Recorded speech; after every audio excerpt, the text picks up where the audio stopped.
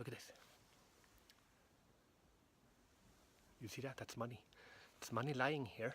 I'm all by myself. I'm in this attraction that they've built for us to look at how people lived in Mongolia in the 1300s, and I'm in one of these tents all by myself, and this money is just lying here. No one's checking. I could just take it. But you see, in Mongolia, they don't. And that made something make sense to me, because a couple of days ago we were eating in a restaurant and the waitress asked for our credit card, and when I gave her the card, she then asked for my PIN code, because she's going to take the card, go away to the machine, enter the PIN code I just gave to her, and bring back the card so she doesn't have to bring the machine to me. In any other country I've been to, no one would ever do that. No one would give the PIN code to a stranger to use for their credit card. But you see, in Mongolia, they do, because they trust you, and they trust the waiter, and they think no one's going to steal your money. And apparently,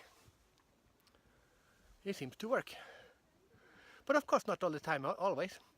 Mongolia also has its problems, so I just learned anytime now when you eat in a restaurant, you pay for anything, they give you a receipt. On this receipt, there's a small QR code, and this QR code can be, when you get that as a receipt, you can take your mobile phone, take a picture of the QR code, and then upload it to the government. And the government, you pay 10% tax here on everything you buy. But then you take a picture with your receipt and send it to the government, they will give you back 1%.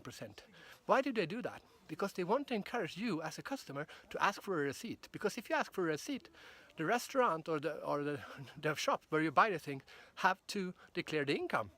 Because before, a lot of the transactions were being done on the black market outside the government. So the government wasn't getting enough tax money.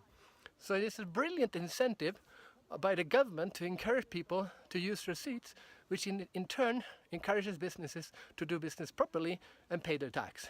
And they do that by giving 1% back to the person who got the receipt. 1% of the tax that you just paid is transferred every month back to your account if you took a picture with your mobile phone of the QR code that you just got.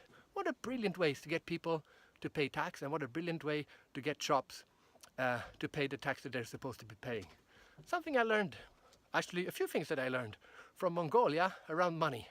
It's always something we can learn from someone else around the world, and this is what I learned today in Mongolia.